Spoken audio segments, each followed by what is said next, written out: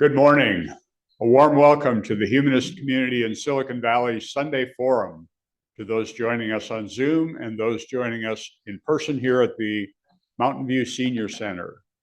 Humanism is a secular and reality-based philosophy of life that affirms our ability and responsibility to lead ethical lives of personal fulfillment that aspire to the greater good.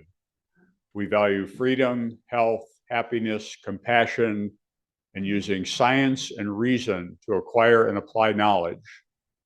If these words describe your thinking, we invite you to become a member of the Humanist community if you've not yet done so.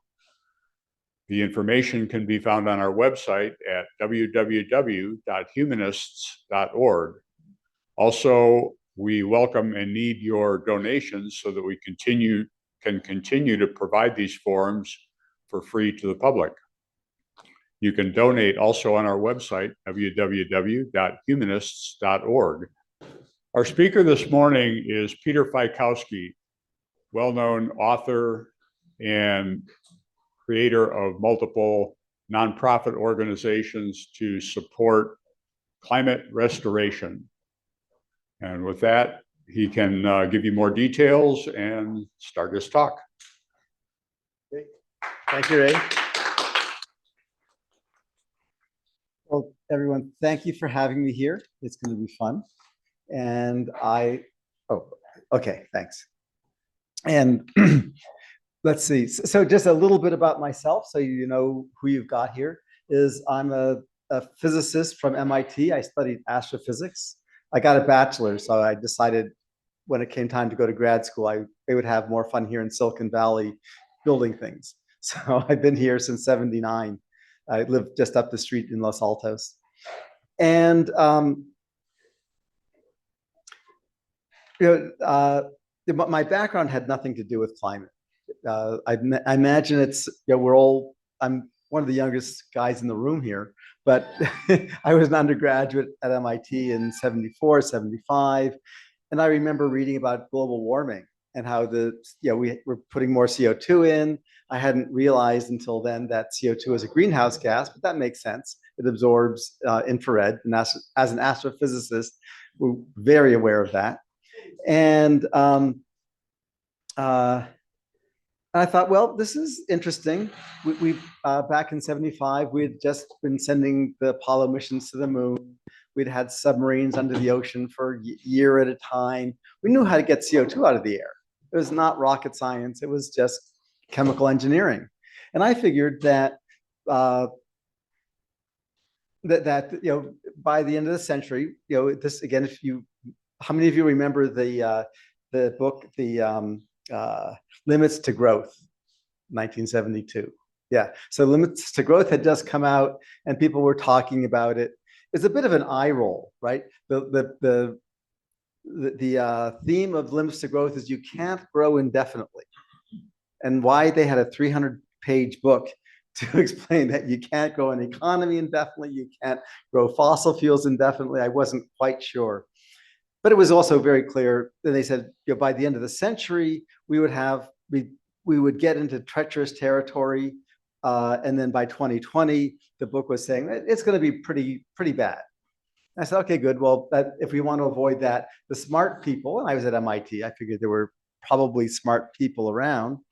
I figured the smart people would have pulled the CO2 out of the air, just like they were cleaning up the rivers, right? We all grew up in the age where Lake Erie was catching on fire and things like that. And all that started getting cleaned up in the '70s. So I figured the same thing would happen with the CO2. And I said, I'm not involved. I do physics, preferably astrophysics, and I'll let the smart people get the CO2 out of the atmosphere. Well, that was '75. The turn of the century came, nothing was happening.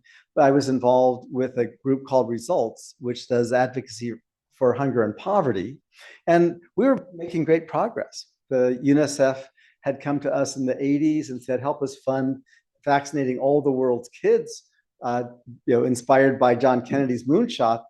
The World Health Organization and UNICEF said, we're going to vaccinate every kid on the world by 1990. And by 1985, it wasn't going so well. It wasn't going badly, but we had gone from 8% to about 50% of the world. But that's the easy part, right? The hard part is the last 10 or 20%. And they were clear that wasn't going to happen. So they called on our organization to work with Congress to get the funding. We got the funding. And vaccinations went from 8 to 85% and have stayed there since 1990. And I was just here organizing California groups, not strategizing. I was raising my family, getting my business going. And but in retrospect, it was like, oh my gosh, a group of about 100 of us raised talked to Congress, raised the funds, and got the world's kids vaccinated with a lot of support. We did the same thing with microfinance. The inventor of microfinance, gave us a challenge. Let's work together and get half the world's poor living on less than $1 a day involved in microfinance. Okay, in 10 years. What? 10 years? 500 million people? Yeah, and we actually did it. It took 11 and a half years, and it was tricky, very interesting. But I learned that if you make a specific goal that you're most probably going to fail at, right? How many remember Kennedy's speech in '61? So that we're going to land a man on the moon and bring him back safely.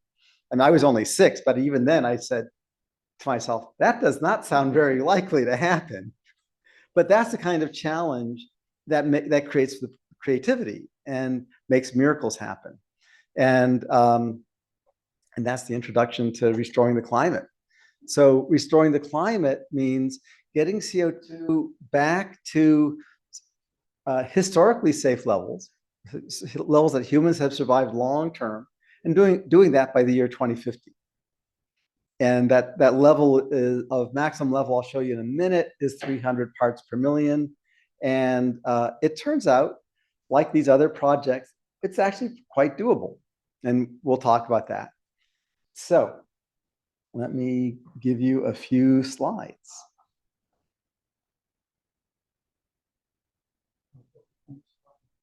Let's see.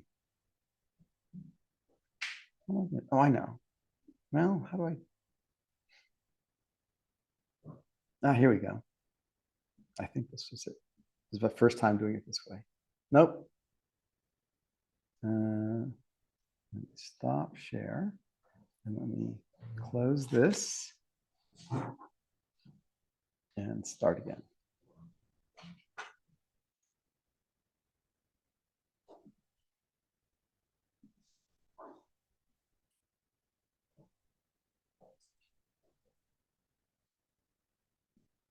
There we go. Okay, so here we are. So I'll start out with a question. If you could press a button and get CO2 back to pre-industrial levels by 100 years ago for almost no cost, would you press that button? Yeah. I don't know. When you say I don't know, what's your thinking? Oh, the future's so complicated. I don't know what happens either way. Got it. So, okay, good. I mean, climate change is my #1 issue, and I've been blind for like 10 years, 15 years, whatever. So. He doesn't have a mic. Sorry about that. There you go.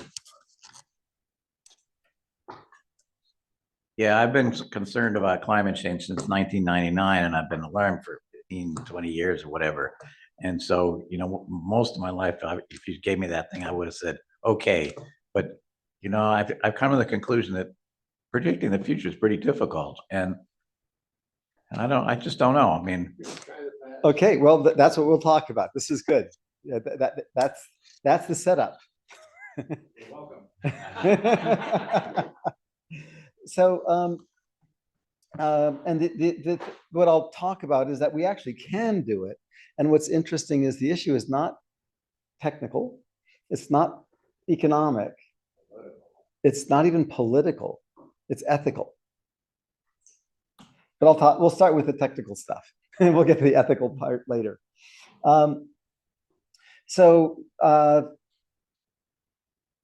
all want to restore a safe climate. So this is the political part. There's no one against it. I've been talking with the Heartland Institute, right? They're the core of climate denial. And I said, I said the same question. If you could push a button and get CO2 back to what it was 100 years ago for almost no cost, would you do it? And they said about the same thing. You said, yes. Well, there might be a reason no, but I can't really think of one. The same thing that everyone else here says. It's not a political issue. And as you, I think everyone knows, today's CO2 levels are 50% higher than pre-industrial, and they'll be even higher if our goal is the UN goal of net zero. So one of the things you'll hear me say a few times is that the UN goal is a suicide goal.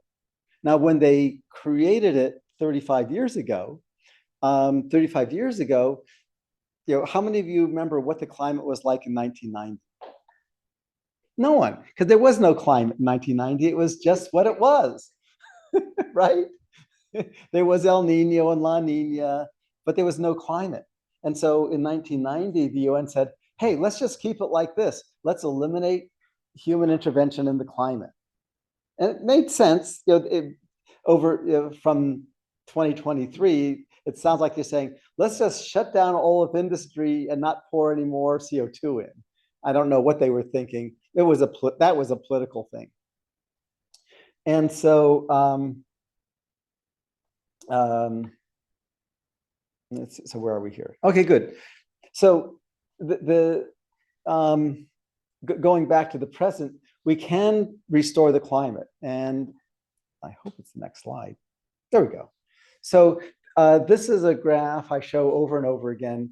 Most of you have seen it many times. This is CO2 over the last million years. And you can see it going up and down. Oh, you have a mouse, good. And the warm periods are, well, they're called warm periods. And humans evolved somewhere around here, about 250, maybe 350,000 years ago. And then the last ice age was here 12,000 years ago, which isn't that long ago, right? And so imagine a mile of ice over New York City, just 12,000 years ago. And then the CO2 went up.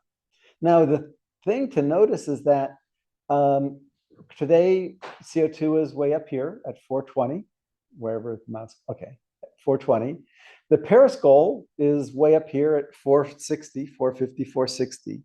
But you can see that that is way above anything humans have ever survived. In fact, recent historical CO2 data tells us that the last time CO2 was at today's level at 420 was 10 million years ago.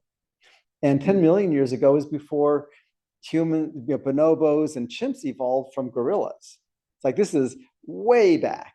Now, would humans survive at today's levels?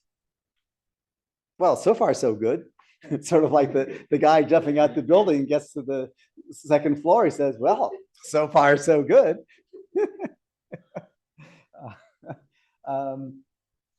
And so the ethical problem is simply that we need to get this much CO2 out, and but we don't have permission to. The UN goal says stabilize, and that's why the Paris goal is way up here.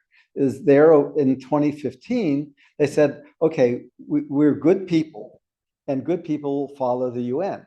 The UN says stabilize emissions. It'll take 20 or 30 years to stabilize, by which time there will be up here. But there is not, if you read the UN documents, there's nothing in the UN documents saying that we want to keep humans alive. They just assumed it, of course, in 1990, but they didn't say it. And so as the CO2 level has gone up, and the fact that if we follow their rules, we'll likely go extinct, that didn't defy any of the rules to say keep humans alive. That's the problem with large institutions. You have to keep modifying the rules as the environment changes. Okay, but here's the really good news, is that you'll notice that CO2 in warm periods, then you get an ice age and it comes down 130 parts per million and it goes back up again.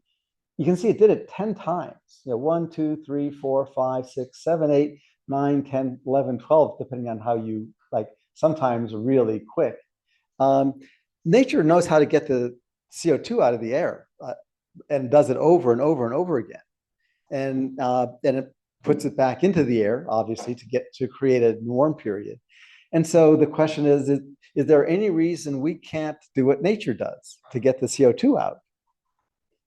No, there's no reason we can't do what nature does. It's not supernatural, especially at the Humanist Society. Yeah, I saw on your about page that people here don't believe in the supernatural, which means that you can do it scientifically. So that we can do that. There's no reason we can't.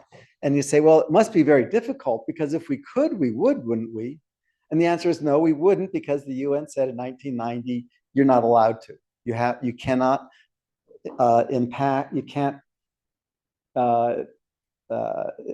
Word I can't think of the right word. You can't interact with the climate system.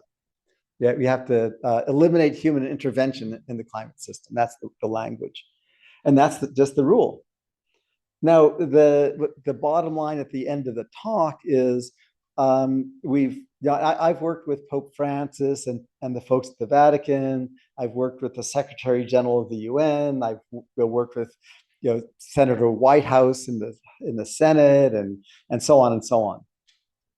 Everyone wants to restore the climate, but what I discovered with Pope Francis is that he doesn't have the power to do it. He discussed climate restoration a little bit in 2020, and nothing happened. The world wasn't ready for it, and he's not in a position to raise the issue up like I and we are, and so it died away. And the same thing with the UN. The UN said, yes, this would be great to restore the climate. I didn't realize that it was possible, but I did know about ice ages.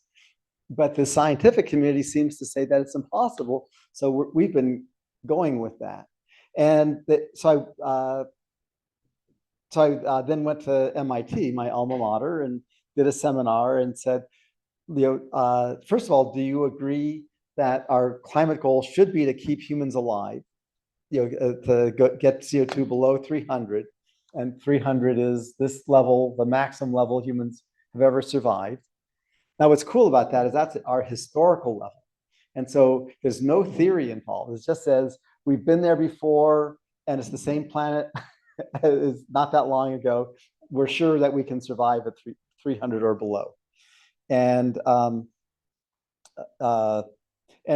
the professors said, absolutely, setting a goal of getting CO2 below 300 into this safe area and doing it by 2050 sounds good, because things are collapsing, but it looks like we've got enough time between now and 2050 to recover and keep our society going. So so we know that that nature gets the CO2 out of the air over 100,000 years or 50,000 years. We only have 25 years left. So can we do that? It turns out, and this is new. I mean, it's old and it's new. In 1991, most of us recall the Mount Pinatubo eruption in the Philippines. It was one of the biggest eruptions, not a huge eruption, but it was a big, big eruption. And you probably remember the sky was gray for about 6 months after that, because there was so much dust in the outer atmosphere. And that actually cooled the planet by 1/3 of a degree. But separate from the dust in the outer atmosphere, there was a lot of dust that fell into the ocean. And we ended up in 1992 with net zero. So this is the Keeling curve of CO2 increasing. The whole curve goes from 1958, when Charles Keeling started the research project, and it's been going ever since. But you can see it was going up steadily, stabilized for a year, and then went up steadily. And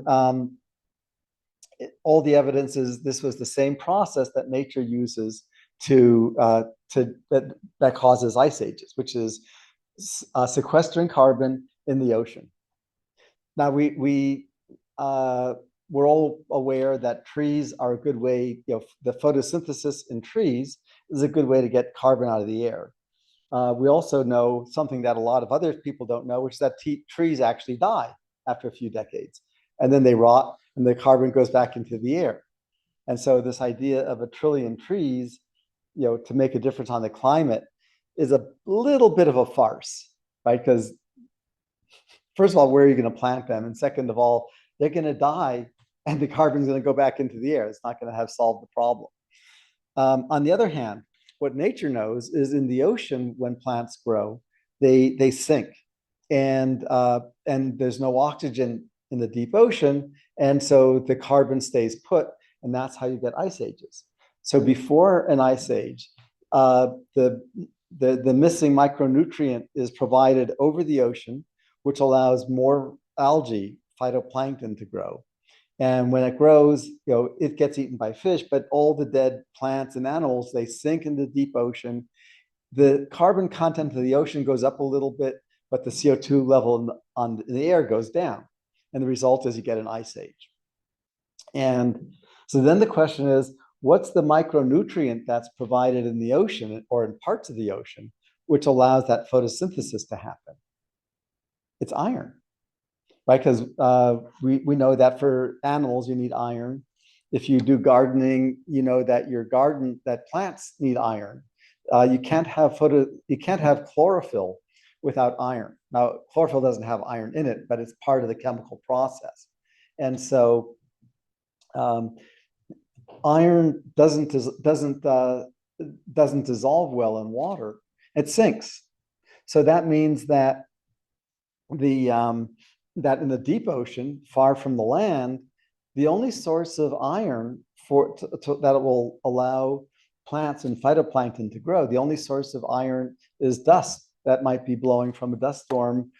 If you think about that, you may have heard of the Sahara dust storms that blow across the Atlantic sometimes and give you a sort of a pink sky in the Caribbean.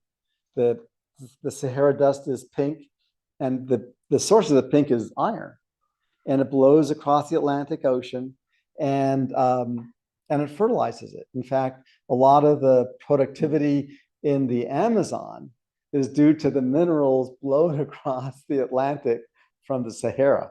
But in any case, the Atlantic Ocean in that part is very green. Now, most of the ocean, between 60 and 70% of the ocean, is blue. Now, when I go swimming, I like to swim in the blue ocean, but it's not green. There's no photosynthesis happening in the blue ocean. And if you add iron to the ocean, it'll turn from blue to green. And the amount is amazingly low. This whole thing was only discovered in the 80s, in the late 80s, because the concentration of iron needed is about 1 part per million. Actually, it's 1/1,000,000 of a part per million. And that's ridiculously low, is almost impossible to measure. And that's why it took until recent years before science understood how ice ages happen. Because once they discovered that, then they looked on the seafloor, and they could see that the accumulated sediment on the seafloor during the times of ice ages had more iron. And you may have seen there was an article in the New York Times about a month ago about ocean fertilization, it's called. Actually has the graph. If you search for ocean fertilization and New York Times, you'll see the article. But it actually shows how the iron on the seafloor and the iron in the glaciers corresponds with ice ages. Okay, so what's happened recently? I ended up doing this because no one else did, but just earlier this year, I did the measurements on the CO2 levels from this Keeling curve. NASA and NOAA have been managing it since 1958, as I mentioned, and it turns out nature removed 20 gigatons of CO2 that year. And that's all, that's as much as we emitted in 1992, and that's why it was a net zero in 92. And today we emit 35, so almost twice as much. And to get to net zero, we would have to remove twice as much. But the point is, there was enough dust in the iron from the Pinatubo eruption that that small area, 1/1000th of one-thousandth of the area of the ocean, so 0.1% of the ocean, was all that was affected. That's how big the dust plume was as it fell into the ocean from the eruption. Just that area was able to pull out 20 gigatons in 1 year. And so we know it can be done. And we know how much iron and so on is required. The National Academies of Science has written up how much it costs to send the ship out to distribute the iron very carefully. The whole thing comes out to, if you want to scale it up to the level to get us back to safe levels by 2050, it's about $100 million a year for the whole planet. It's like that. It's just pushing the button. And we're not doing it, not because of politics, not because of economics, just because of ethics needing to catch up to the physical reality of our planet. And I think I'll stop there for questions. Yeah. So while you're thinking of questions, Jerry? Yeah. I know the answer already, but there may be some people here who don't know the answer about why it goes up and down like it as it does. Yes. Okay. Yeah. So the going up and down is most of the land area on our planet is the northern hemisphere. And so in the northern summer, you get a lot of photosynthesis, and that's when the CO2 levels go down because the plants are pulling the CO2 out. And then in the northern winter, the plants are metabolizing the sugars that they manufactured, and the CO2 level goes back up again. And let's see.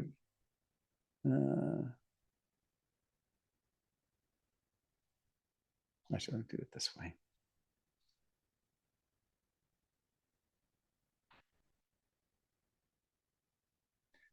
There's a good graph here. There we go. So this one shows over a long period. So this is from 1980 to 2015, and you can see this. And this is a 12-month average, so it averages out the variation up and down. But you can see the steady increase of CO2, and then it stabilized. Now it doesn't look like zero here because it's a 1-year average. It does, and then you can see it going up. And then as our fossil fuel consumption has gone up, the slope of that went up because we're pouring CO2 in faster and faster. But it's very cool. It's like, yep, it's definitely the case. Okay, I see Matt has his hand up on the screen. Oh, hey, Matt. Matt? Hello. Hi. So are you trying to propose dumping a bunch of iron in the ocean Yeah. as dust? So there was somebody that actually did that. I think it was in around Alaska. Yes. So you know about that. Oh, yeah. And it seemed to have good results, but I believe I've been following this kind of for a while and seen a lot of news and stuff on it. And the idea is, yeah, you can dump the iron dust into the ocean. You'll have a big bloom, and all the fisheries do really well, and everything does great like 1 year. But they think that the following year, now that iron isn't deficient anymore, or at least it wasn't for 1 year, other nutrients are deficient. So if you did it again, it really wouldn't help that much. Do you have any thoughts on that? Yeah. So just to expand on what you're saying, since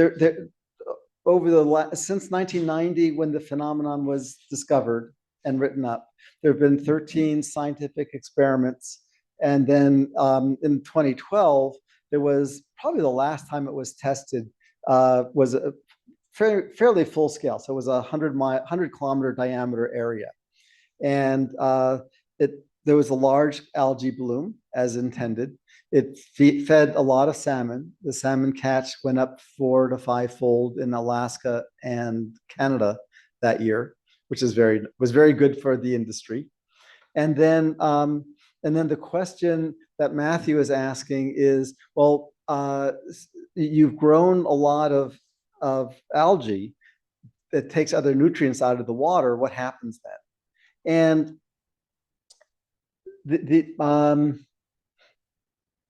there's several ways of answering it.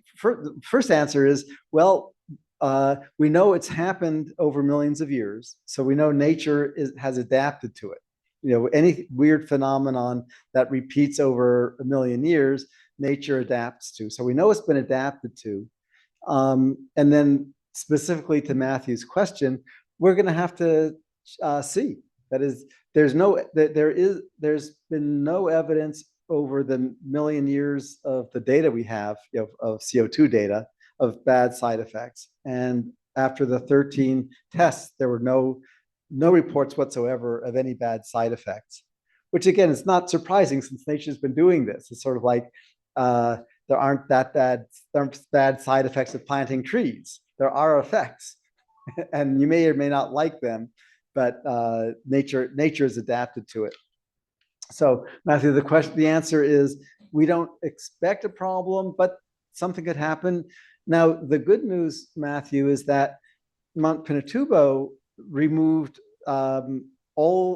everything we emitted in 1/1000th of the area of the ocean. And so if we would want to triple that, so we'd go up to 1/3 or maybe 0.5% of the ocean area each year. But if if enough nutrients are removed from that 0.5%, the other 99.5% will be able to replenish those nutrients. And so it's a good question, but there's no evidence that it won't be fixed. Now, to get into a little bit more detail, the point of this is that we can restore the climate, but we need to deal with the ethics. We need to get President Biden to say, you know what, the US is committed to restoring the climate. And in California, this last summer in July, we passed a bill that says California is committed to restoring the climate for future generations. And that resolution it commits California to working with Washington and the United Nations to advance that vision, that we actually do have an obligation to future generations, which, as I said, the UN implicitly says. They don't say it explicitly. So their policy is actually it heads us towards extinction. And so there are 2 other ways that I'm not going to talk about that will remove the carbon. So if bizarrely nature doesn't allow us to do it, what it did, there are other approaches. They're more expensive and slower, but I don't want to take the time unless there's interest. Well, I'll talk about one, which is limestone, because nature sequesters 99% of all the carbon on our planet in the form of limestone on the seafloor that comes from the skeletons and shells of animals and plants. And there's a company here in Silicon Valley called Blue Planet Systems, which makes synthetic limestone, which sounds bizarre. Like, how can you make a rock in a laboratory? And it sounds really expensive. But imagine an oyster. Like, you go out to dinner and you buy an oyster. Well, an oyster shell is limestone. It's calcium carbonate. And it doesn't take rocket science for an oyster to make an oyster shell. And so they put that chemistry into a processing plant. And so that's another way that we can remove the CO2. Okay. I want to do a quick follow-up and just ask, do you know of any more experiments coming out with the iron dust? We're working with a coalition in Africa. The African Union last year expressed interest in restoring their fisheries. They like the idea of removing CO2, but given the high level of starvation in Africa now, as their population has doubled and doubled again, and the fishing stocks have collapsed, they're very, very interested. So that hopefully will happen in the next 8 months. And one thing that people can do is helping fund it is we created the Grandparents Fund for Restoring the Climate. So it's a place where you can sign in and give $10 a month or whatever it is that's appropriate for you to actually fund these projects. Now you might say, how much good is $10 a month going to do to restoring the climate? The answer is surprising. That as I said, the total cost looks like $100 million a year, but call it $1 billion, right? Because we haven't done it yet. And things often get more difficult when you actually scale up. Sometimes they get easier.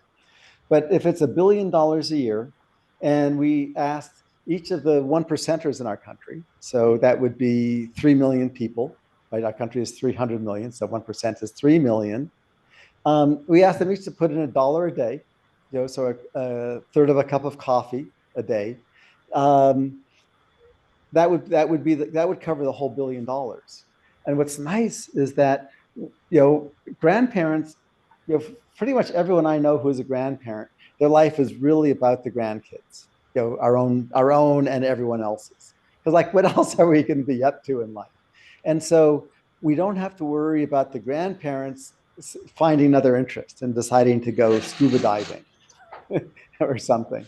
And whereas, if it's funded by the government has wars, it has insurrection, it has, lefties, it has righties. You can't count on the government funding because the young people, our children and grandchildren, our great-grandchildren to be born, they don't vote, they don't pay taxes, and they don't lobby. And so the Grandparents Fund is, I invite everyone to sign up. It's gcr.fund. It's not in the book because we just created it this year. Okay. Repeat that, please. Yeah, GCR, G as in grandparents, CR as in climate restoration, .fund. I should type it here, but it would take me too long. Actually, Michael's had his hand up for a while. Let me, yeah, okay. A quick question. Do you know, are there any models of sufficient fidelity of these oceanic ecosystems that could be used for simulations to predict how they would respond and evolve in time? And is anyone working on this kind of models? Great question. Is there a simulation of sufficient accuracy, and is someone working on it? And the first answer is absolutely not. There are people working on it. There's a $2 million grant was given to Woods Hole a month or two ago to do simulation. That's the good news. The bad news is the models they have cannot explain the Pinatubo pause. That is the model, because the models assume a constant level of nutrients, as Matthew said, that the models don't take into account that there are nitrogen fixing bacteria in the ocean that will produce the nitrogen that's needed. But any model starts simply. And so there are models, they're totally insufficient, and there are people working on it. What we decided to do is just use nature's data and then allow the science to follow, which is usually how science progresses. Mm-hmm. I know you said you weren't going to. Hold on. Oh, sorry. I know you said you weren't really going to go into the other methods of reducing carbon dioxide, but I do remember from reading the book, it's very interesting about kelp and what it could do, which is another ocean thing, and also the cement industry. Yes. And so that was also extremely interesting, the cement industry. Yes. Okay.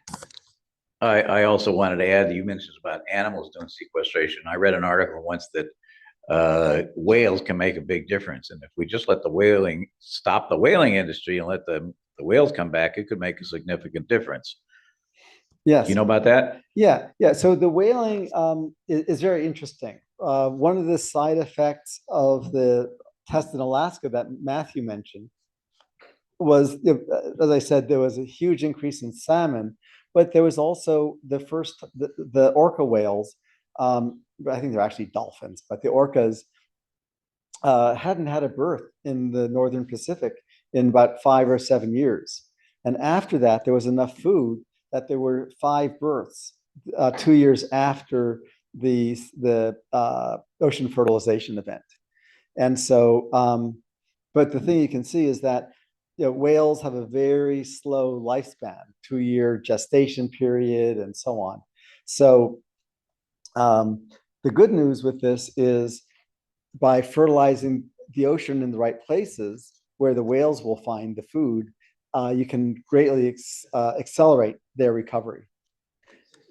An interesting fact about whales is that most of the elimination of whales was in the first half of the century after we had petroleum.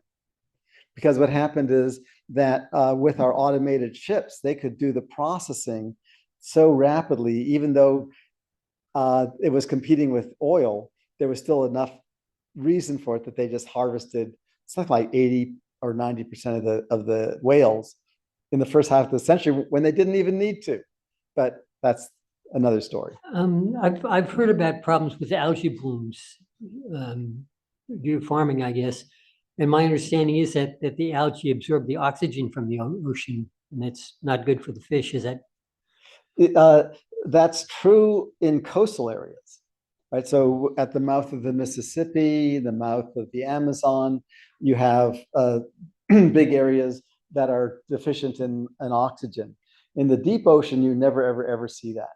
And so the ocean fertilization only works in areas that have almost no iron.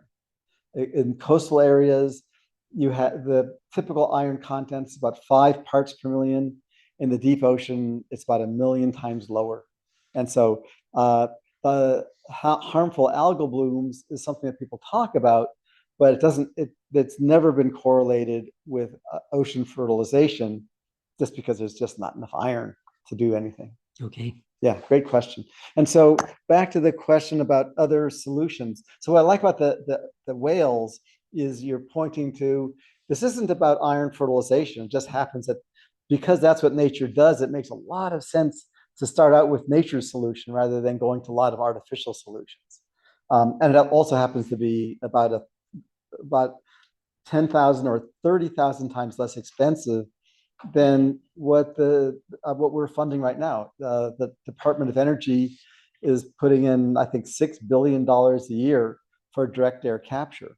And there was the big news report a couple of days ago. The Secretary of Energy Granholm was here in the Bay Area announcing this new factory that would remove, I think, 3 tons a day eventually, if they're lucky. Right, for billions of dollars. And the ocean fertilization is 30,000 times less expensive per ton. 30,000, that's a lot. And you'd say, why aren't we doing it? Again, it's the ethical dilemma. And that's what I wanted to talk to you guys about is, any connections you have to Anna Eshoo or Representative Lofgren, encourage them to promote our climate restoration resolution in Congress. Now, I've been sort of checking the social structure here and asking, how do we reverse the UN prohibition against restoring the climate? And the UN could do it, and we have some people working at the UN to get a resolution through the UN.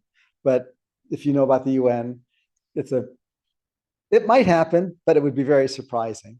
Then the other thing is, as I mentioned, that President Biden could declare the US is committed to that. And we've started that process by getting the resolution through the California Senate, and then hopefully the US Senate. I talked with a representative from Marin, Jared Huffman, and asked him if he would introduce it, because he's a big fan of the ocean, a big fan of climate.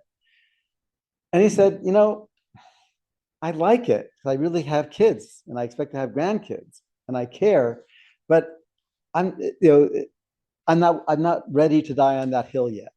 That the political blowback for defying the UN prohibition is so strong that one of our best representatives here said, I got to let someone else.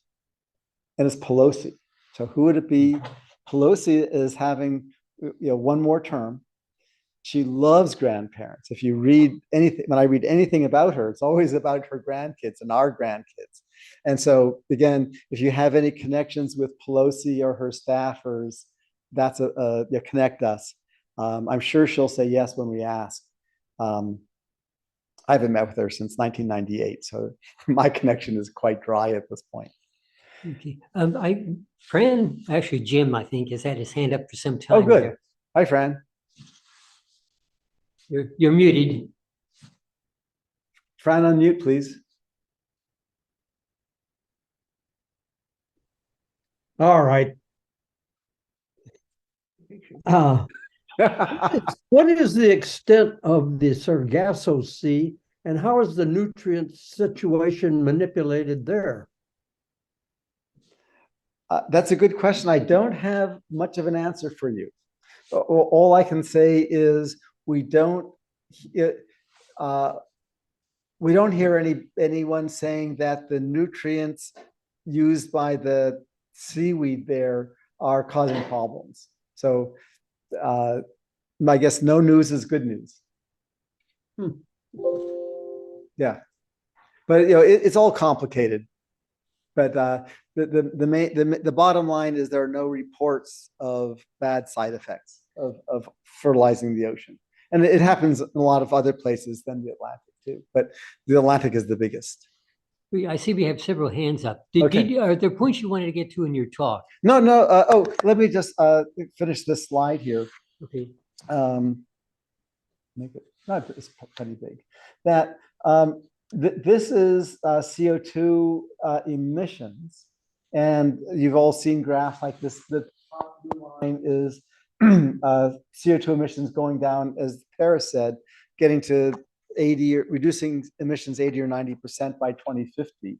Then the pink area going down from that is the ocean fertilization, CO2 removal. But we also include synthetic limestone as an option and seaweed as an option. And the reason, as I said, is for our grandkids, we've got to have plan A, plan B, and plan C. Yes, they're more expensive. Yes, they're slower. We don't need to put too much resources into them now. And they're getting resources. It'd be great to triple them, but they're both getting sort of $1 million, $2 million a year of resources, which is pathetic given the $6 billion going to the direct air capture, which can't even reduce CO2 one iota. So okay. Also, you've made a few points about what we can do, and after the Q&A, I'll just remind you to go through those again. Oh, good. Okay. Thank you. So Michael.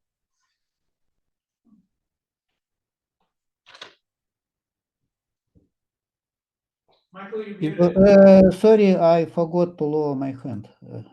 Okay, Matthew. Sorry about this. I am back. I just want to know if you heard about Project Vesta, which is another restorative, ocean restorative type or environment restorative type project. It's similar to the synthetic limestone, except a very different process where they're actually dropping olivine ore into basically along coast, and in a series of processes it allows it to pull carbon out of the ocean and out of the air, and eventually allows like different shellfish and certain types of plankton to make their little shells, and that sinks to the ocean floor, capturing carbon in a similar way. Right. So Project Vesta has been around for quite a few years. I'm not a big enthusiast. It's a nice idea, like direct air capture. The cost of Vesta is a little less than the cost of direct air capture. The good thing is what you'll see on the three items here. The ocean fertilization produces fish, so you get revenue from the fish. There's a social benefit from the fish. And so independent of the CO2, it's a no-brainer. As I said, the African Union wants it for the fish. The synthetic limestone gets sold to replace quarried limestone, and it's profitable. And so it doesn't require government funding. There is government funding a little bit that it can use, but it's not required. It's profitable by itself. And the same is true of the seaweed. That with the seaweed project, half of it sinks and half of it is used as a food and fuel source, and also pharmaceuticals. And so, because it's the amazing chemicals in seaweed. So these are the ones that we talk about because they're actually financially viable. They don't require extraordinary amounts of funding. On the other hand, things like Vesta, where they're going to grind up, billions and billions of tons of green rock. The only funding for it is, I don't know, who's going to fund it? And the answer is, for a while, there in Europe, most companies that use large, and in California, we have cap and trade, and so large emitters of CO2 sometimes need to buy offsets if they want to save. I'll say, if they don't want to turn off their emissions, they can just buy offsets, carbon offsets, and so. Companies that want to continue, that want to increase their emissions, can pay for the Vesta, can pay for that rock. Now, obviously, it's a net zero proposition because for every ton of carbon removed, there's at least a ton and probably 10 tons of carbon emitted. But it's a good business, and in Silicon Valley, we have to be pro-business. So I wouldn't fault Vesta for making money on it, but there's no way it can actually reduce CO2 levels. Well, I mean, I was under the impression that it had similar costs as the iron spreading, because it does it's a similar thing. You do have to crush up the rock, but after that, it's just basically spreading it out and letting nature do its thing. But well, the difference is pretty cool, Matthew. It's a good point that it's rock. What's the big deal? Well, the difference is that the iron has about 1,000,000 to 1 ratio of how much CO2. 1 ton of iron will sequester about 1,000,000 tons of CO2, just because nature is so efficient. It needs the iron. Whereas with things like Vesta with the olivine, it's about 1 ton of rock will sequester about 2/3 of a ton of CO2. And so if you want, right. So if you do the calculation, there's a paper on my website, peterfiekowsky.com. There's a paper called CDR comparison. And so if you wanted to do the Vesta kind of thing, you would need to remove rock from an area the size of Rhode Island, 10 meters, 30 feet high every year. And that's how much rock you would need to remove. And God knows how much that would cost, but can you imagine the environmental damage of doing that? And so at scale, it's just not practical. And the difference is the fact that 1,000,000 to 1 difference between iron removing 1,000,000 tons of CO2 and other rocks. Like limestone is almost 50%. So that is to say, 1 ton of 1 ton of calcium will, a better way of saying it, if you use synthetic limestone, which is manufactured the way an oyster manufactures its shell, then that limestone is almost half CO2 by weight. And so and that CO2 can come directly from the atmosphere. For an oyster, that's where its CO2 comes from. The CO2 dissolves into the water, and then the oyster gets it out of the water. And so with limestone, it's about 1 to 1 is the ratio.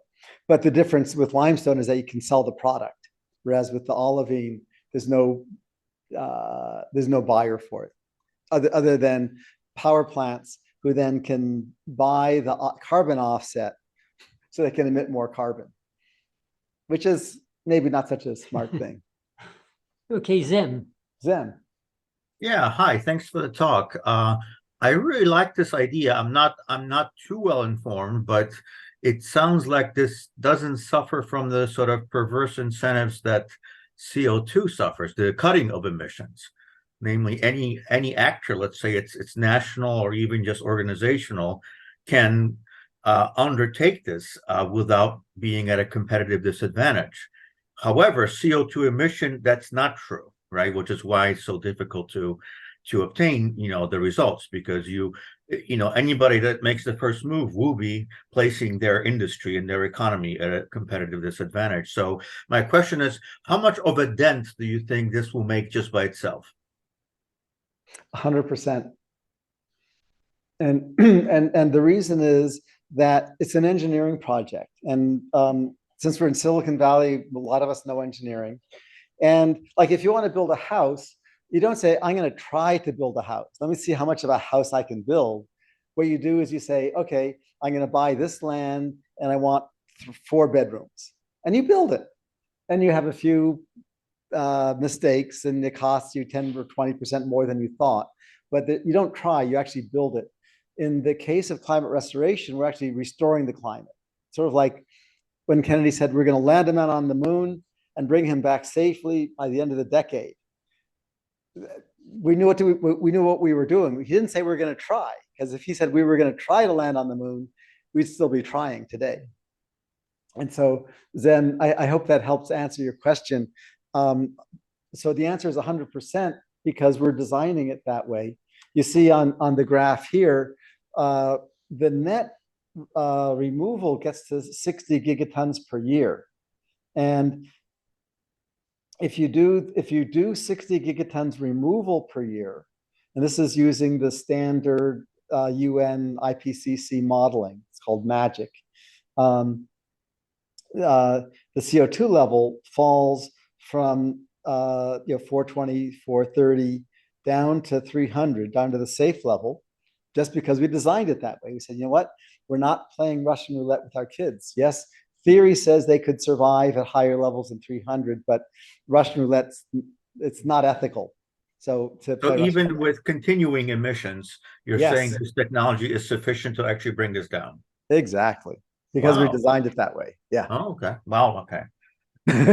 Thank you. Designing and building are two different things, but okay, that's hopeful. Yeah. Well, the building of it is, as I said, $1 billion a year is about 10 times more than our engineering estimate is to do it.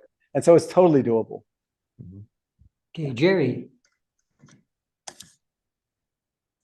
You probably already explained this, but I didn't really get it about the UN prohibiting, bringing things down. Now, I understand the UN is trying to prevent it from going up, but I don't know exactly the details about how the UN is preventing things from going down and what the reason is for that. I hope that question's clear. That's a great question. That's the key question for the talk is that, is there a cup of water?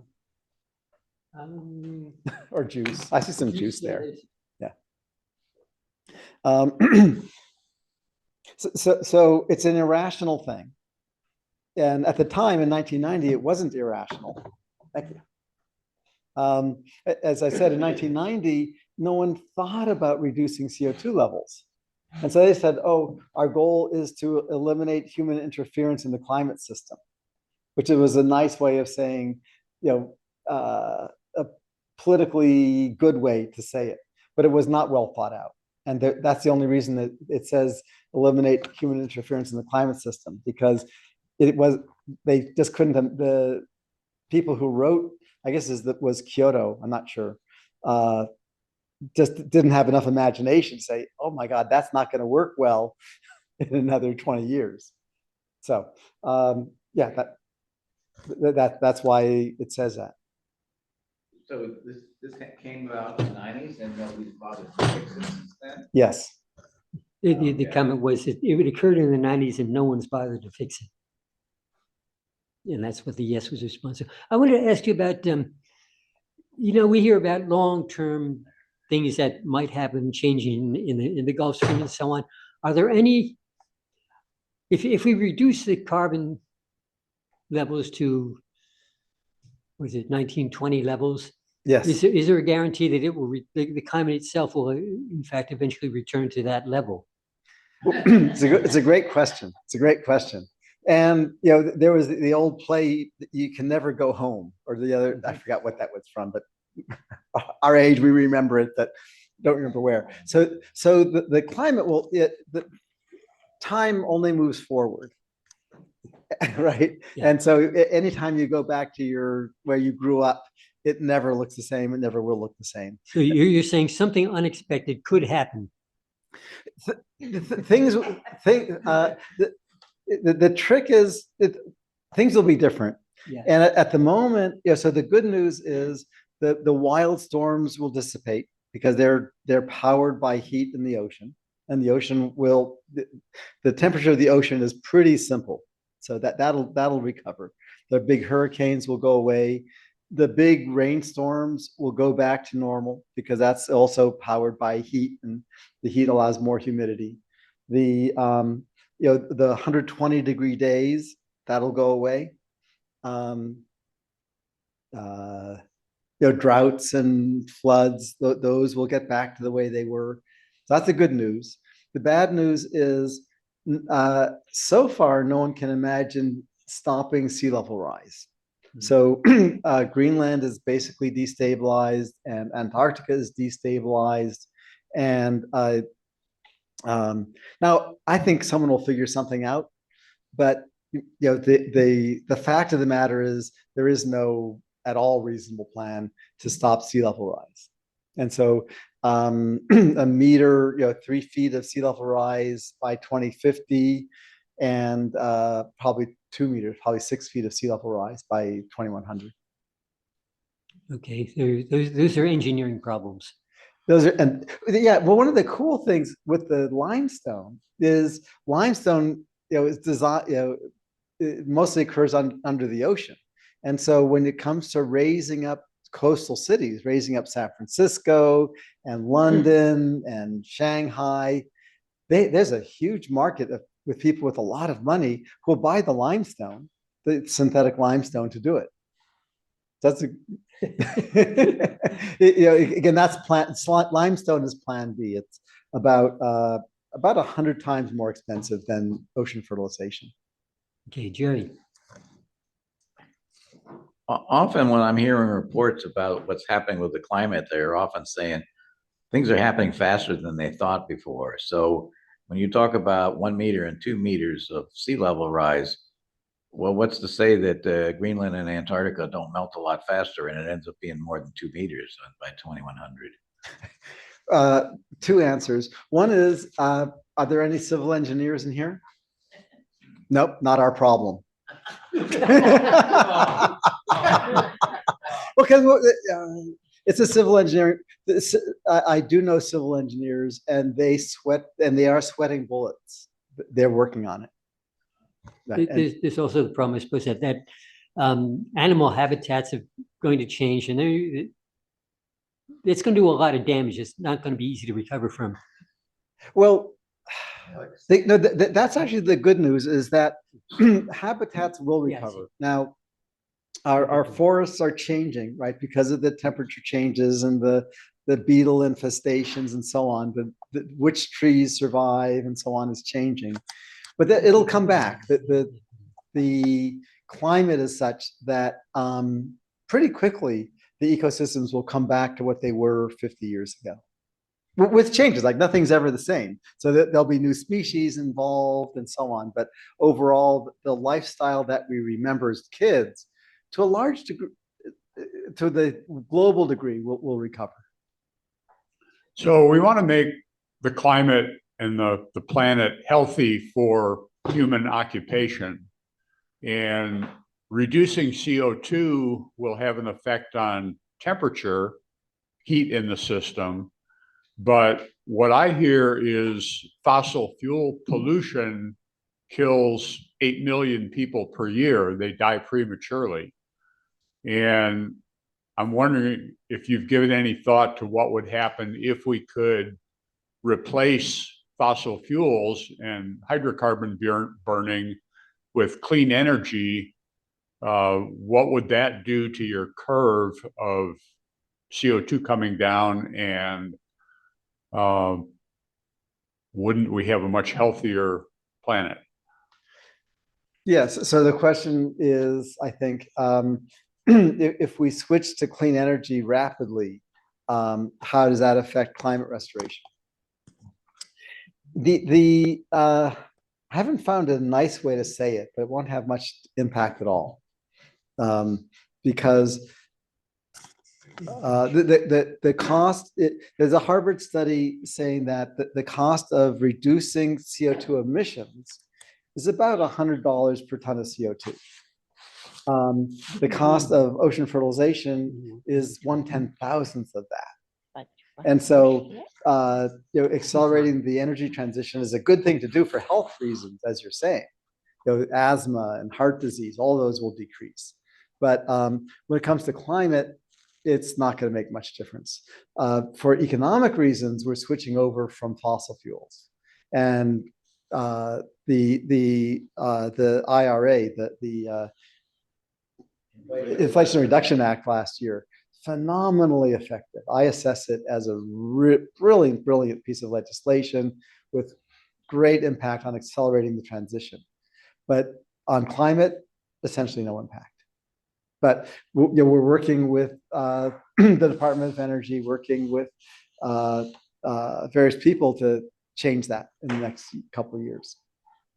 And wish us luck, and come join us any way you can. Hi. I want to know about the tree that's called kiwi tree that have is absorb 10 times more CO2, and this tree came from in China. And okay, I don't know if it's so I think you're saying that there's a tree that was kiwi tree from China, yeah, which absorbs 10 times more 10 CO2. times and produce a lot of oxygen. Right. And it's have a huge leaves, and it lasts for I don't remember exactly the time, but it lasts for a long time. And I know this because in Chile, my country, they are trying to do that. Right. I don't know. It's not gonna change completely the environment, but it's gonna help some. Right. Well, yeah. Planting trees is always a good thing. Just like anytime you're reducing CO2, reducing fossil fuel use, that's always a good thing. And when it comes to CO2 levels in the atmosphere, when you do the calculation, you're not going to reduce measurably the CO2 level from that, because the trees only last for 50 or 100 years, and each tree only sequesters a ton of CO2, and so the math is not good. The trees are good. The carbon math is not good. I think it was in 2020, President Trump was actually considering funding ocean fertilization. But he decided that politically it was better to start the Trillion Trees Initiative. Now, no one says that the no one who is mathematically adept says the Trillion Trees Initiative will affect CO2 levels. But it's a good thing to do, to plant trees. So my point is, it's political. That all this thing about growing more trees, it's environmentally good, but the climate connection is just political. I apologize for being a downer on that. Okay, you did have points you wanted to make. Any more points? Talk to Pelosi. Let's see if there's anything else here. Okay. Well, this is one of my favorite graphs. So this is modeling CO2 and temperature, and these are the same kind of graphs you get from the UN, from the IPCC. And so the blue line here is today. This is all historical. And the CO2 has been increasing. You can see right here a little plateau. That's the Mount Pinatubo pause. And you know, and as I discussed, we bring it.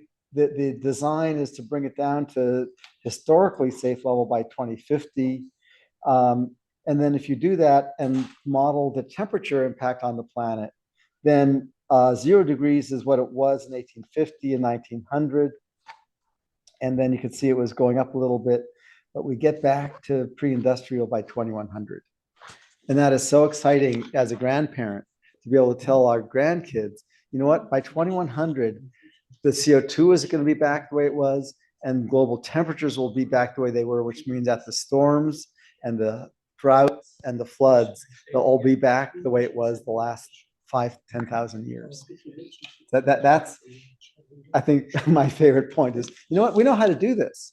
And it's, you know, our job is to empower President Biden and empower Pelosi to empower him. Last week, I had a chance to talk to the new MIT president. She just came in at the beginning of the year, and she's making climate her main campaign. Now, the good news is, and so she's interested in climate restoration. I gave her a copy of the book, and she emailed me yesterday and said, we'll set up a conversation in a couple of weeks. But, you know, okay, that's interesting. Why? What's so great about the MIT president? When Biden announces that the U.S. he's committing the U.S. to taking care of future generations, he needs to have a scientific leader, and that's a university president. And who better than the president of MIT, and even better yet, a woman. So that's coming down the pike as well. So yet any good juju you can spread on these things, on Pelosi, on MIT. We worked with Stanford, but there's no president really at Stanford right now. But maybe your alma mater might be interested. The more conversations we have saying we want to change the UN goal to restoring and stabilizing the climate, the more people say it, the faster it will happen. Okay, we're going to finish up soon. Zim, you had a comment? Zim, Hopefully. Just a brief question. There are projected benefits to climate change. I guess the country that would benefit the most from it is Russia. Northern Canada as well. I read somewhere that the Pacific Northwest, with the current projections, is, you know, we could expect to see like a massive explosion in vegetation growth over the coming decades. So I mean, I guess it's sort of a contrarian question. You're sort of balancing certain things. There's certain places in the world that are just really cold and would benefit from the trends that we see. So, you know, how do you sort of weigh that? Well, it's a great question. I think you're asking that there are, no matter any change in the world, there's always someone benefits. And so so if CO2 goes up, certain plants grow better. It's been said many times that poison oak and poison ivy grow better with more CO2. I don't know if that's true, but it's been repeated many times and everyone laughs. So I repeat it for that reason. Well, that's right. Right. And so, but Zem, the way I look at it is we want a historically safe climate. And so there's lots of theory, but especially as grandparents, as I think all of us are, or potentially, we just want a historically safe climate and let theory go to somebody else. I hope that answer your question? Yeah, sort of. Thank you. Yeah. Yeah, so you basically said that direct air capture doesn't work. And now there's, you know, there's a lot of talk about carbon capture and sequestration, which is also about taking carbon out of smokestacks. Yeah. I'm assuming that doesn't work either, but I'd like to hear what you say about it. And also, one thing about it is, I did see something once about direct air capture, and what they promised was nowhere near enough, and the reality was a lot less than the promise. So, but what about the smokestack carbon sequestration? Okay, well, in power plants, it's a total laugh because natural gas and coal power plants are already 20%, even 40% more expensive than wind and solar. And so if you add carbon sequestration to a power plant that's already too expensive, that's a no, that's not going to fly. And just on simple economics, that it's silly. Politically, it's great, right? And that's why it gets billions of dollars of funding, because some senator makes sure the $1 billion goes to their company. Now, on the other hand, Blue Planet, which makes the synthetic limestone, they're headquartered in Los Gatos, and their plant, they have a processing plant that's been running this year, started operations beginning of this year near the Carquinez Bridge in, not Richmond, in Pittsburgh. They get their CO2 from a power plant. Why? Oh, because it comes pre-concentrated, so it uses less machinery. The power plant doesn't actually pay them to take the CO2 away, because it's just too much paperwork to do that. So my point is that we want to keep building the limestone, the synthetic limestone, because we need to have plan B for our kids. Economically, we're praying we don't need to. But as smart grandparents, we say, let's keep plan B. And their initial source of CO2 is going to be coming from power plants, refineries, and so on. But yeah. So one question and one comment. The question is, you've talked about the UN and wanting to just stabilize and not restore, is their current edict. You haven't talked about the IPCC and what are they just following the UN, or is there something else there? Oh, yeah. And then the other comment I would make is that what I tell a lot of people, and I write, is that as a solution to climate change, net zero is net nonsense. Yeah. Net zero is at this point just a political flag you raise to say I'm a good person. Yeah, I agree with you on that. Virtue signaling, exactly. But we all have to virtue signal. That's one reason why we're here. We love the people here, but also we show up among our friends. But let me answer your question about the IPCC. If you look at the graph here, these two lines, the faint lines, are the most optimistic IPCC pathways. And so, but the only thing that's survivable is way down here. And my point is that the UN did not ever do an RCP 0. So RCP 0, representative concentration pathway that results in 0 degrees warming.